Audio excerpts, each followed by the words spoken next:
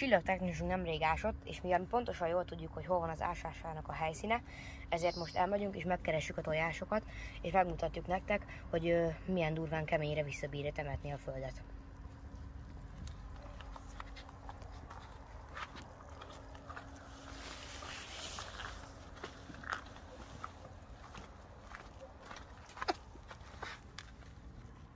Mi tudjuk, hogy itt ásott, ezért most kiássuk a tojásokat.